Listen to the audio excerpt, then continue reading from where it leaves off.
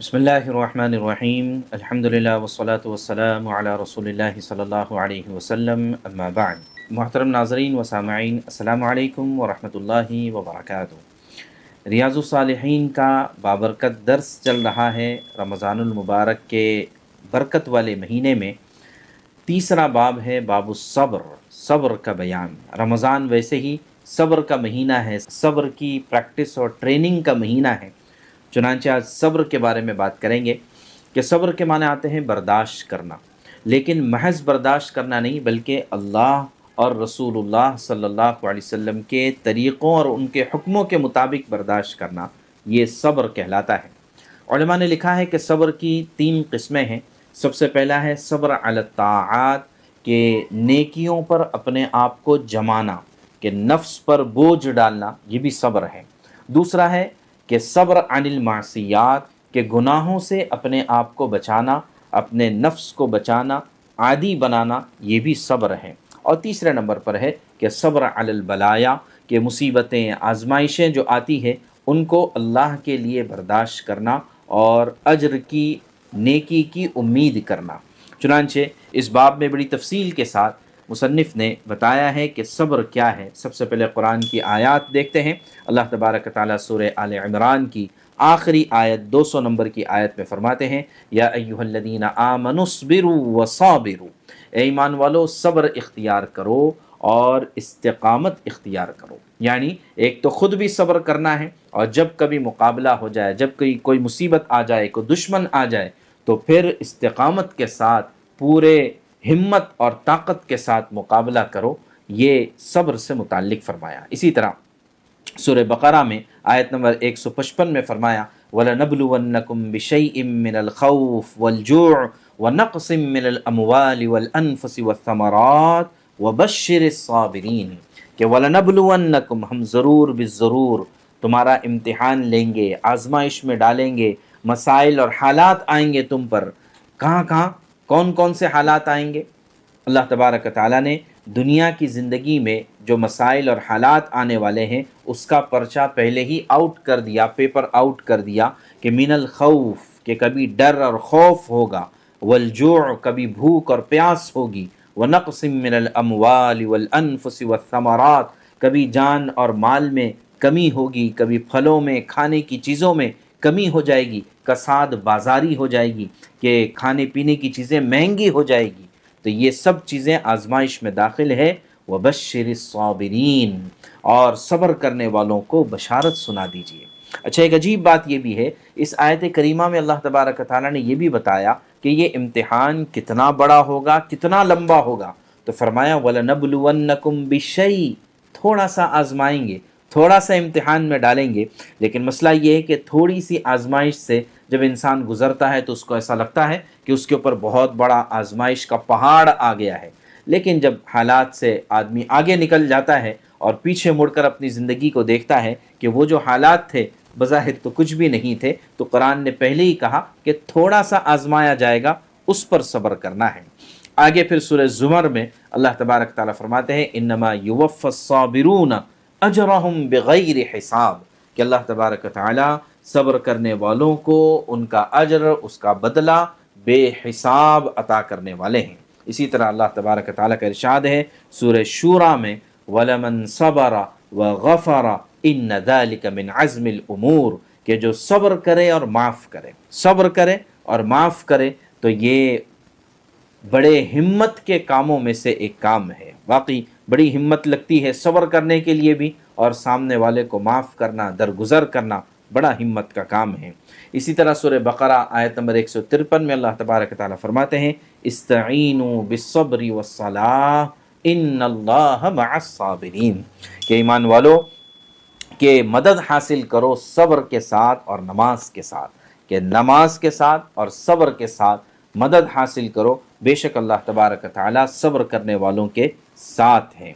इसी तरह सूरह मोहम्मद में अल्लाह तबारक तआला फरमाते हैं, वलनब्लुवन्नकुम हत्ता नअलमल मुजाहिदीन मिनकुम वस्साबिरीन, कि हम ज़रूर बिज़रूर तुम्हारा इम्तिहान लेंगे, तुम्हारा एग्ज़ाम लेंगे, जब तक कि हम ये ना जान ले कि तुम में से कौन मुजाहिदीन है, अल्लाह के रास्ते पर अपने जान और माल को लगाने वाले हैं, اور کون صبر کرنے والے ہیں، یہ اللہ تعالیٰ جاننا چاہتے ہیں، اس لیے تمہارا امتحان ہے۔ مصنف فرماتے ہیں والآیات فی الامر بالصبر وبیان فضلہ کثیرۃ معروفہ، کہ صبر کے فضائل میں بے شمار آیات قرآن کریم میں اور بھی موجود ہیں۔ اب اس کے بعد احادیث میں آتے ہیں، تو سب سے پہلی حدیث ہے ابو مالک حارث بن عاصم اشعری رضی اللہ تعالیٰ عنہ کی، کہ اللہ کے رسول صلی اللہ علیہ وسلم نے فرمایا کہ پاکیزگی آدھا ایمان ہے، الحمدللہ یہ میزان کو بھر دیتا ہے، سبحان اللہ والحمدللہ بھی میزان کو بھر دیتا ہے۔ اور راوی کہتے ہیں یا تو یہ ارشاد فرمایا کہ سبحان اللہ والحمدللہ زمین اور آسمان کے درمیان جو خلا ہے اس کو نیکیوں سے بھر دیتا ہے۔ اسی طرح فرمایا کہ نماز نور ہے، صدقہ دلیل ہے ایماندار ہونے کی، اور صبر یہ روشنی ہے، صبر یہ روشنی ہے، اور قرآن یا تو تمہارے لیے حجت ہے یا تمہارے خلاف حجت ہے۔ اور پھر فرمایا کل الناس یغدو، کہ ہر انسان کوشش میں لگا ہوا ہوتا ہے، یا تو وہ اپنے آپ کو بیچ دیتا ہے، اور یا تو وہ جہنم سے اپنے آپ کو بچا لیتا ہے، یا جہنم میں اپنے آپ کو ڈال دیتا ہے۔ دوسری حدیث حضرت ابو سعید خدری رضی اللہ عنہ فرماتے ہیں کہ انصار کے کچھ لوگوں نے اللہ کے رسول صلی اللہ علیہ وسلم سے کسی بات کا سوال کیا، حضور نے ان کو دے دیا، یعنی کوئی چیز مانگی حضور نے دے دی، ثم سألوہ فأعطاہم، پھر دوبارہ انہوں نے سوال کیا، حضور نے پھر دے دیا، حتی نفد ما عندہ، یہاں تک کہ اللہ کے رسول صلی اللہ علیہ وسلم کے پاس بھی وہ چیز ختم ہو گئی۔ پھر اللہ کے نبی صلی اللہ علیہ وسلم نے ان کو سکھایا، ان کو سمجھایا، ان کی تربیت فرمائی کہ دیکھیے کہ جو بھی میرے پاس مال یا بھلائی ہوگی میں اپنے لیے جمع کر کے نہیں رکھوں گا، میں تو تم پر خرچ کرتا رہوں گا، لیکن جو شخص اپنے آپ کو سوال سے بچائے گا اللہ تبارک تعالیٰ بھی اس کو سوال کرنے سے بچائے گا، اور جو بے نیازی اختیار کرے گا، لوگوں کی مال پر نظر نہیں رکھے گا، اللہ تبارک تعالیٰ بھی اس کو بے نیاز بنا دیں گے، اور جو صبر کرنے کی کوشش کرے گا من یتصبر یصبرہ اللہ، اللہ تبارک تعالیٰ اسے صبر جیسی عظیم نعمت عطا فرمائیں گے۔ اور فرمایا کہ جس شخص کو بھی سب سے بڑی نعمت، سب سے بڑی خیر اگر کسی کو ملی ہے تو وہ یہ ہے کہ صبر اگر کسی کو مل جائے تو یہ سب سے بڑی نعمت ہے۔ تیسری حدیث ہے اللہ کے رسول صلی اللہ علیہ وسلم فرماتے ہیں کہ مومن کا بھی حال کتنا عجیب ہے کہ اس کے لیے تمام حالات میں خیر ہی خیر ہے۔ کیوں؟ اس لیے کہ اگر اس کو کوئی نعمت ملتی ہے تو وہ شکر کرتا ہے تو یہ بھی خیر ہے، اور اگر اس پر کوئی مصیبت آتی ہے اور وہ صبر کرتا ہے تو فکان خیر لہ، تو یہ بھی اس کے لیے خیر ہے، بھلائی ہے، بہتری ہے۔ چوتھی حدیث ہے حضرت انس رضی اللہ تعالیٰ عنہ فرماتے ہیں کہ اللہ کے رسول صلی اللہ علیہ وسلم مرض الوفات میں تھے، اور آپ کے اوپر پریشانی اور آپ کے چہرے پر درد کے، بیماری کے آثار تھے۔ اس موقع پر حضرت فاطمہ رضی اللہ تعالیٰ عنہ تشریف لاتی ہے، اور آپ کی حالت اور آپ کی کیفیت کو دیکھ کر کہتی ہے کہ واہ کرب ابتا، ہائے میرے باپ کی مصیبت۔ تو اس پر اللہ کے نبی صلی اللہ علیہ وسلم فرماتے ہیں کہ فاطمہ سے کہ لیس علی ابیک کرب بعد اليوم، فاطمہ آج کی مصیبت کو دیکھ کر تو افسوس کر رہی ہے، لیکن آج کے بعد تیرے باپ پر کبھی کوئی مصیبت نہیں آئے گی، اس لیے کہ اس دنیا سے رخصت ہونے کے بعد آخرت میں ہمیشہ ہمیشہ کا آرام ہے، ہمیشہ ہمیشہ کی نعمتیں ہیں۔ بہرحال پھر اس کے بعد حضرت فاطمہ نے پھر کہا یا ابتا اجاب ربا دعا، یا ابتا جنت الفردوس مأواہ، یا ابتا الی جبریل ننعا۔ جب انتقال ہو گیا تو حضرت فاطمہ کہہ پڑی کہ ہائے میرے ابا، کہ ان کو بلاوا آیا، انہوں نے بلاوے پر لبیک کہا کہ ہائے میرے ابا، جنت الفردوس آپ کا ٹھکانہ ہو اور جبریل آپ کا ساتھی ہو۔ جب دفن کرنے گئے تو حضرت فاطمہ نے صحابہ کرام سے سوال کیا اطابت انفسکم ان تحسوا علی رسول اللہ صلی اللہ علیہ وسلم التراب، کیا تم اللہ کے رسول صلی اللہ علیہ وسلم کے پاکیزہ جسم اطہر پر مٹی ڈالو گے؟ لیکن ظاہر ہے کہ یہ دنیا ہے، دنیا میں ہر ایک کے ساتھ یہی ہونا ہے، ہر ایک کے والدین کے ساتھ، ہر ایک کے گھر والوں کے ساتھ یہی حالات سے گزرنا ہے۔ تو لہٰذا جب کسی عزیز اور قریب کا انتقال ہو جائے تو اس وقت میں اس حدیث کو یاد رکھا جائے کہ اللہ کے رسول صلی اللہ علیہ وسلم کا اس دنیا سے رخصت ہو جانا کتنا بڑا غم تھا اور کتنی بڑی مصیبت تھی، لیکن ازواج مطہرات نے، اہل بیت نے، صحابہ کرام نے اس مصیبت کو کیسے جھیلا ہوگا۔ بہرحال 5ویں حدیث ہے حضرت اسامہ بن زید رضی اللہ تعالیٰ عنہ، جو اللہ کے رسول صلی اللہ علیہ وسلم کے آزاد کردہ غلام ہیں، فرماتے ہیں کہ اللہ کے رسول صلی اللہ علیہ وسلم کے ساتھ ہم لوگ تھے، تو آپ کی بیٹیوں میں سے کسی نے یہ پیغام بھجوایا کہ اللہ کے رسول، آپ کے بیٹے کا آخری وقت چل رہا ہے، یعنی نواسے کا آخری وقت چل رہا ہے، آپ تشریف لائیے۔ تو اللہ کے رسول صلی اللہ علیہ وسلم نے اپنے گھر والوں کی تربیت کرنے کے لیے فرمایا کہ ان کو جا کر میرا سلام کہنا، اور کہنا ان للہ ما اخذ ولہ ما اعطى وکل شیء عنده باجل مسمى فلتصبر ولتحتسب، کہ دیکھو کہ اللہ تبارک تعالیٰ کو اختیار ہے، اللہ جو چاہے دے دے، جو نعمتیں چاہے دے دے، جو نعمتیں چاہے لے لے، اللہ کا اختیار ہے، اور ہر چیز اللہ کے یہاں پر متعین ہے، ہر چیز کا ایک وقت مقرر ہے، لہٰذا صبر کرو اور ثواب کی امید کرو۔ پھر اس کے بعد آپ کھڑے ہوئے، آپ کے ساتھ کچھ صحابہ حضرت سعد بن عبادہ، معاذ بن جبل، ابی بن کعب، زید بن ثابت رضی اللہ تعالی عنہم اجمعین، یہ سب کے سب موجود تھے۔ آپ صلی اللہ علیہ وسلم تشریف لے گئے، اپنے نواسے کو اپنے ہاتھ میں اٹھایا، پھر اسے اپنے گود میں رکھا۔ صحابہ کہتے ہیں کہ ہم نے خود دیکھا کہ اس کی جان اٹک رہی تھی اور پھر اس کی جان پرواز ہو گئی، تو اللہ کے رسول صلی اللہ علیہ وسلم کے آنکھ مبارک سے آنسو جاری ہو گئے۔ حضرت سعد بن عبادہ نے کہا یا رسول اللہ ما ہادا، یہ رونا کیسا رونا ہے؟ فرمایا ہادہ رحمت جعلہ اللہ تعالی فی قلوب عبادی، کہ یہ اللہ تبارک تعالیٰ نے رحم کا مادہ اپنے بندوں کے دلوں میں رکھا ہے، یہ اس کا اثر ہے۔ اور اسی طرح فرمایا انما یرحم اللہ من عبادہ الرحماء، کہ اللہ تبارک تعالیٰ بھی اپنے ان بندوں پر رحم فرماتے ہیں جو دوسروں پر رحم کرنے والے ہیں۔ تو لہٰذا میت پر رونے سے منع نہیں ہے، میت پر نوحہ کرنا اس سے منع ہے۔ 6ٹھی حدیث ہے حضرت صہیب رضی اللہ تعالیٰ عنہ روایت کرتے ہیں، اللہ کے رسول صلی اللہ علیہ وسلم نے پچھلے زمانے کے ایک بادشاہ کا قصہ نقل کیا، بڑا لمبا قصہ ہے اور بڑا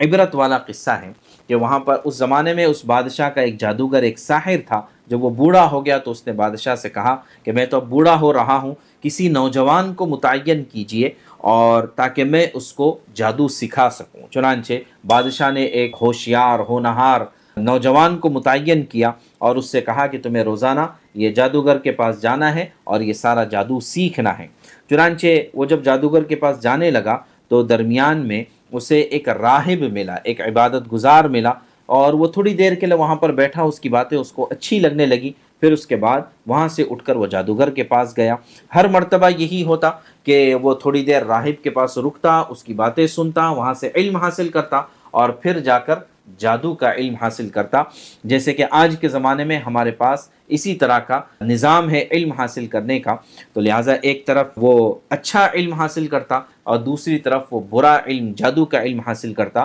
اور جادوگر کے ہاں جانے میں اس سے تاخیر ہو جاتی، تو جادوگر کبھی اسے مارتا، کبھی اس سے شکوہ کرتا، کبھی اس کو ڈانٹتا۔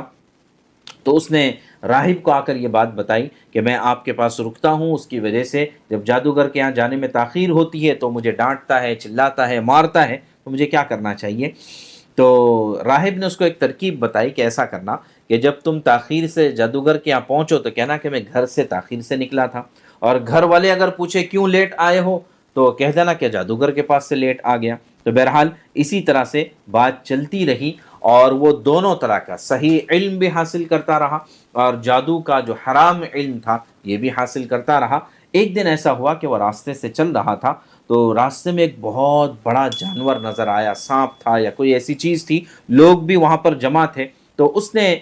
دل میں یہ بات سوچی کہ آج کے دن میں یہ دیکھوں گا کہ جادوگر افضل ہے یا راہب افضل ہے، یعنی دونوں میں سے کس کا علم بہتر ہے۔ چنانچہ اس نے ایک پتھر لیا اور ایک پتھر لے کر اللہ تبارک تعالیٰ سے دعا کی، اللہم ان کان امر الراہب احب الیک من امر الساحر فاقتل هذه الدابہ، کہ اے اللہ دونوں میں سے ساحر اور راہب میں سے جو اچھا ہوگا تو جو ہے اس کے ذریعے سے، اس پتھر سے اس جانور کو ختم فرما۔ چنانچہ اس نے مارا اور وہ جانور قتل ہو گیا، اور لوگ بھی وہاں پر تھے، لوگوں کو بھی پتہ چل گیا کہ اس بچے نے گویا کہ یہ کرامت دکھائی ہے۔ اب اس کے بعد وہ راہب کے پاس آیا، راہب کو بتایا کہ ایسا ایسا آج واقعہ ہوا اور میں نے اللہ سے مانگ کر یہ دعا کی تھی آپ کے کہنے کے مطابق، تو وہ دعا کارگر ہو گئی۔ تو اس پر جو ہے راہب نے کہا ای بنی انت الیوم افضل منی، کہ بیٹا آج تیرا مقام مجھ سے زیادہ بڑھ گیا ہے، لیکن یہ یاد رکھنا کہ یہ جو مقام تجھے ملا ہے اس پر تجھے آزمایا جائے گا، تجھ پر امتحان آئے گا، تو اس موقع پر صرف یہ بات یاد رکھنا کہ میرا نام کہیں نہیں لینا۔ اس لیے کہ اس زمانے میں حالات یہ تھے کہ بادشاہ جس دین پر ہوتا تھا رعایا بھی اسی دین پر ہوتے تھے۔ تو یہ راہب جو تھا وہ اپنے آپ کو ظاہر ہے کہ وہ دین الہی پر تھا، دین سماوی پر تھا، تو اس نے کہا کہ میرا نام نہیں لینا ورنہ یہ بادشاہ بڑا ظالم ہے۔ اور پھر ہوا یہ کہ یہ نوجوان جہاں کہیں بھی جاتا، بیمار ملتے اس کو، دائمی مریض ملتے، یا اس طرح کے جو لوگ ملتے وہ ان کے لیے دعا کر دیتا، تو لہٰذا ان کو شفا مل جاتی۔ تو ہوا یہاں تک کہ اس بچے کی چرچا ہونے لگی، یہاں تک کہ بادشاہ کا ایک جلیس تھا، ایک درباری تھا جو اندھا تھا یا اس کی آنکھیں چلی گئی تھی، تو وہ بہت سارے ہدایہ لے کر آیا اس نوجوان کے پاس کہ سنا کہ بیٹا تیرے ہاتھ میں شفا ہے، تو لہٰذا تو مجھے شفا دے دے۔ اس نے کہا میں شفا نہیں دیتا ہوں، لا اشفی احد انما یشفی اللہ تعالی، کہ اللہ تبارک تعالی شفا دیتے ہیں۔ اس نے کہا یہ کیا ہے؟ اس نے اس کو دعوت دی اور کہا کہ اگر تم ایمان لاتے ہو اور پھر میں اللہ تعالیٰ سے دعا کروں گا اللہ تمہیں شفا دے دیں گے۔ چنانچہ وہ درباری ایمان لایا اور اللہ تبارک تعالیٰ نے اس کو شفا دے دی۔ اب پھر وہ بادشاہ کی خدمت میں دوبارہ گیا دربار میں، اور پھر جیسے ہی جا کر بیٹھا تو بادشاہ نے اس سے پوچھا کہ من رد علیک بصرک، بھئی تو بینا کیسے ہو گیا، تجھے آنکھیں کہاں سے مل گئی؟ اس نے کہا کہ میرے رب نے مجھے آنکھیں دی ہیں۔ تو بادشاہ نے کہا وَلَكَ رَبٌّ غَيْرِي، کیا میرے علاوہ بھی کوئی معبود ہے، میرے علاوہ بھی کوئی پروردگار ہے، پالنہار ہے؟ اس نے کہا ہاں، ربی وربک اللہ، کہ میرا بھی اور تیرا بھی رب اللہ ہے۔ تو اب اس پر بادشاہ کو غصہ آیا، اس نے جو ہے اس کو سزائیں دی اور اس کو ٹارچر کیا، یہاں تک کہ اس نے بتا دیا کہ یہ جو نوجوان ہے اس نے مجھے دعوت دی اور اس کی وجہ سے میں مسلمان ہو گیا۔ تو بادشاہ نے نوجوان کو بلایا اور کہا کہ یہ سارا تو بیماروں کو جو شفا دیتا ہے وہ تو اسی ساحر کی وجہ سے ہے جس کے پاس میں نے تجھے بھیجا تھا۔ اس نے کہا کہ نہیں نہیں، کوئی کسی کو شفا نہیں دیتا ہے، انما یشفی اللہ تعالی، اللہ تبارک تعالی شفا دیتے ہیں۔ چنانچہ اب اس کے اوپر بھی ٹارچر کیا گیا اور پھر اس سے پوچھا گیا کہ تو نے یہ چیز کہاں سے سیکھی؟ تو پھر اس نے بظاہر بتا دیا کہ میں تو راہب کے پاس جاتا تھا اور وہاں سے یہ بات میں نے سیکھی ہے۔ تو اب اس راہب کو بلایا گیا اور اس سے کہا کہ اپنے دین کو چھوڑ دے اور بادشاہ کو رب مان لے۔ اس نے کہا کہ نہیں، یہ چیز تو نہیں ہو سکتی ہے۔ چنانچہ بادشاہ نے آری منگوائی اور یہاں سے پیشانی کے بال کے مانگ کے پاس سے اس کو چیر کر اس کے 2 ٹکڑے کر دیے۔ پھر اس کے بعد اس درباری کو بلایا اور اس سے بھی کہا کہ اپنے دین سے رجوع کر لے۔ اس نے کہا کہ نہیں، اللہ نے حق سمجھا دیا ہے، اب حق کا ساتھ نہیں چھوڑنا ہے۔ چنانچہ اس کے ساتھ بھی ایسے ہی ہوا کہ آری سے 2 ٹکڑے کر کر اس کے چیر دیا گیا۔ اب اس کے بعد اس نوجوان کی باری آئی تو بادشاہ نے اس کو سمجھانے کی کوشش کی، اس نے بھی انکار کر دیا۔ تو اب بادشاہ نے چند لوگوں کو تیار کیا اپنے لشکریوں کو اور کہا کہ اسے فلاں پہاڑ کے اوپر لے جانا اور وہاں پر اس کو سمجھانے کی کوشش کرنا، اگر یہ مان گیا تو ٹھیک ہے ورنہ وہیں سے اس پہاڑ سے اس سے دھکا دے دینا۔ چنانچہ جیسے یہ لوگ اس کو لے کر اس پہاڑ پر پہنچے تو اس نے کہا اللہم اکفنیہم بما شئت، اے اللہ ان سے تو میری حفاظت فرما۔ تو ویسے ہی پہاڑ ہلنے لگا، زلزلہ آ گیا اور یہ لوگ وہاں سے بھاگ کر واپس آ گئے۔ اب پھر دوبارہ بادشاہ نے اس کو پکڑوا کر بلایا اور کہا کہ ایسا کرو، ٹھیک ہے، پہاڑ پر نہیں، ایک کشتی پر اس کو لے جاؤ، بیچ سمندر میں لے جا کر اس کو ڈبو دینا، اگر یہ دین پر لوٹ آیا، ہمارے دین پر تو اچھی بات ہے، ورنہ ڈبو دینا۔ چنانچہ وہاں پر بھی جب بیچ سمندر میں گئے، اس نے کہا اللہم اکفنیہم بما شئت، اے اللہ تو جیسا چاہتا ہے ان کے ساتھ معاملہ کر دے۔ چنانچہ وہ کشتی بھی ہلنے لگ گئی، یہاں تک کہ وہ لوگ غرق ہو گئے اور یہ نوجوان واپس آ گیا۔ تو بادشاہ کو پھر تعجب ہوا کہ یہ کیا بات ہے؟ تو اس نوجوان نے خود بتایا کہ بادشاہ سلامت، آپ مجھے قتل نہیں کر سکتے ہیں، اگر آپ کو مجھے قتل کرنا ہے تو اس کا طریقہ یہ ہوگا کہ ایک بڑے میدان میں سارے رعایا کو جمع کیجئے اور پھر جو ہے مجھے ایک سولی پر لٹکا دیجئے، جیسے کراس ہوتا ہے عیسیٰ علیہ السلام کے بارے میں ان لوگوں کا عقیدہ ہے عیسائیوں کا، تو اس طرح کا کراس، اس کو صلیب کہتے ہیں، تو اس پر مجھے لٹکا دیجئے اور پھر اللہ کا نام لے کر مجھے تیر مار دیجئے تو ہی میں مروں گا، اس کے بغیر مجھے موت بھی نہیں آئے گی۔ بسم اللہ کہہ کر، بسم اللہ رب الغلام کہہ کر آپ تیر ماریں گے تو ایسا ہوگا۔ چنانچہ ہوا یہی کہ بادشاہ نے تمام لوگوں کو جمع کیا، کیونکہ بادشاہ کا ایگو ہرٹ ہوا تھا تو اس وجہ سے نے سب کو جمع کیا اور اس کو سولی پر لٹکا دیا، اور پھر اس کے بعد بسم اللہ رب الغلام کہہ کر، بسم اللہ الرحمن الرحیم کہہ کر ایک تیر مارا، تو یہ تیر جا کر اس کو لگا اور یہ نوجوان اس کے کن پٹی پر لگا اور وہیں پر وہ شہید ہو گیا۔ جب لوگوں نے یہ ماجرا دیکھا تو لوگوں نے کہا آمنا برب الغلام، کہ ہم تو غلام کے پروردگار پر ایمان لائے ہیں، اس نوجوان کے پروردگار پر ایمان لائے ہیں۔ چنانچہ اب بادشاہ کو اور غصہ آیا تو اس نے یہ کیا کہ ایک بہت بڑی خندق کھدوا دی، اس کو اخدود کہا جاتا ہے، اس میں جو ہے جلانے کا سامان، لکڑیاں وغیرہ ڈال کر بڑی آگ جلائی، اور پھر اس کے بعد لوگوں کو پکڑ پکڑ کر لایا جاتا اور ان سے کہا جاتا کہ یا تو اپنے دین سے رجوع کرو اور بادشاہ کو رب مانو، یا پھر اس دہکتی ہوئی آگ میں ان کو ڈالا جائے گا۔ چنانچہ لوگ آتے رہے اور اس آگ میں جھلستے رہے، لیکن دین حق پر قائم رہے صبر کے ساتھ۔ اسی میں ایک واقعہ یہ پیش آیا کہ ایک عورت کو لایا گیا جس کے ہاتھ میں اس کا چھوٹا دودھ پیتا بچہ تھا۔ چنانچہ وہ عورت تھوڑی سی گھبرائی، لیکن اللہ تبارک تعالیٰ نے اس بچے کو گویائی عطا فرمائی اور اس نے کہا یا اماں اصبری فإنک علی الحق، کہ اماں جان صبر کرنا، تو حق پر ہے، اس آگ سے نہ ڈرنا۔ چنانچہ وہ عورت بھی دین پر باقی رہی اور اسے زندہ جلا دیا گیا۔ تو اس طرح سے لوگوں نے دین کے خاطر صبر کیا ہے، استقامت حاصل کی ہے اور دین کے لیے قربانیاں دی ہیں۔ 7ویں حدیث حضرت انس رضی اللہ تعالیٰ عنہ سے منقول ہے کہ اللہ کے نبی صلی اللہ علیہ وسلم کا گزر ایک عورت کے پاس سے ہوا جو قبر پر بیٹھی رو رہی تھی، اس کے بچے کا انتقال ہوا تھا، تو اللہ کے نبی صلی اللہ علیہ وسلم نے اس کو تسلی کے لیے کہا اتق اللہ واصبری، اللہ سے ڈر اور صبر کر۔ تو اس عورت نے پہچانا نہیں، اس نے کہا الیک عنی، تم کو مجھ سے کیا ہے، تم کو کیا پتہ ہے مجھ پر کیا مصیبت آئی ہوئی ہے۔ یہ تو کہہ تو گئی، لیکن اس کے بعد اس کو کسی نے کہا کہ انہ النبی صلی اللہ علیہ وسلم، یہ تو اللہ کے رسول ہے، تو فوراً اس کو احساس ہوا، بھاگتی دوڑتی آئی اللہ کے نبی صلی اللہ علیہ وسلم کے پاس، تو دیکھتی ہے کہ آپ کے دروازے پر کوئی دربان نہیں ہے، کوئی باڈی گارڈز نہیں ہے اور کوئی اپوائنٹمنٹ لینے کی ضرورت نہیں پڑ رہی ہے، تو اس کو بڑا تعجب ہوا اور اس نے کہا کہ لم اعرف کا، اللہ کے رسول میں نے آپ کو نہیں پہچانا تھا، اس وجہ سے ایسے کلمات کہہ دیے۔ تو حضور نے فرمایا کہ ٹھیک ہے وہ تو چھوڑ دیجئے، لیکن اصل بات یہ ہے کہ انما الصبر عند الصدمۃ الاولی، کہ صبر تو مصیبت کے پہلے حصے میں ہوتا ہے، ورنہ بعد میں چل کر آہستہ آہستہ سب کو صبر آ ہی جاتا ہے۔ اول وہلہ میں جب مصیبت آ رہی ہے تب ریئیکٹ نہ کرنا اور تب جو ہے صبر کرنا، یہ اصل کام ہے۔ 8ویں حدیث حضرت ابو ہریرہ رضی اللہ تعالیٰ عنہ کے مروی ہے کہ اللہ کے رسول صلی اللہ علیہ وسلم نے ارشاد فرمایا کہ اللہ تبارک و تعالیٰ کا ارشاد ہے، یعنی حدیث قدسی ہے، کہ اگر میں اپنے بندے کی کوئی محبوب ترین چیز دنیا میں اس سے لے لیتا ہوں اور پھر وہ اس پر صبر کرتا ہے، نیکی کی امید رکھتا ہے، تو الا الجنہ، تو پھر جو ہے سوائے جنت کے اور کوئی بدلہ اس کو دینے پر راضی نہیں ہوتا۔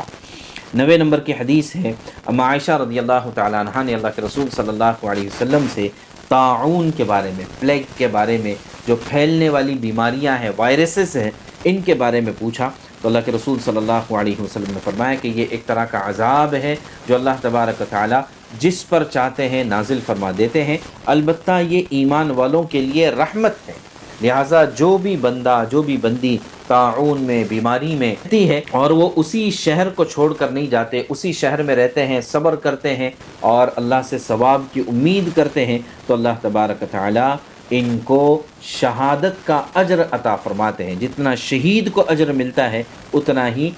بڑی بیماریوں پر، جتنے بھی بڑے بیماریاں سمجھی جاتی ہے، جو لا علاج بیماریاں سمجھی جاتی ہے، جس میں آدمی کا پیسہ اور وقت اور ہمت ساری چیزیں ختم ہو جاتی ہیں، ان بیماریوں میں اگر آدمی صبر کر لے تو اللہ تبارک و تعالیٰ شہادت والا اجر اور ثواب عطا فرماتے ہیں۔ 10ویں نمبر کی حدیث ہے، حضرت انس رضی اللہ تعالیٰ عنہ فرماتے ہیں کہ میں نے اللہ کے رسول صلی اللہ علیہ وسلم کو یہ ارشاد فرماتے ہوئے سنا کہ جب خود اللہ تبارک و تعالیٰ ارشاد فرماتے ہیں کہ جب میں اپنے بندے سے اس کی محبوب ترین چیز کو لے لیتا ہوں، محبوب ترین چیز سے مراد ہے آنکھیں، کہ اگر کسی بندے کی میں آنکھیں لے لیتا ہوں تو عوضتہ منہما الجنہ، تو اس کے بدلے میں جنت عطا کرتا ہوں۔ تو لہٰذا کہ جس سے اللہ تبارک تعالیٰ کوئی نعمت چھین لے، کسی کی آنکھ نہ ہو، کسی کی زبان نہ ہو، کسی کے ہاتھ نہ ہو، جس کی وجہ سے وہ دوسروں کا محتاج ہو جاتا ہو، لیکن اس کے باوجود وہ ہمت رکھے، وہ صبر کرے، تو اللہ تبارک تعالیٰ جنت جیسا مقام اس کو عطا فرما دیتے ہیں۔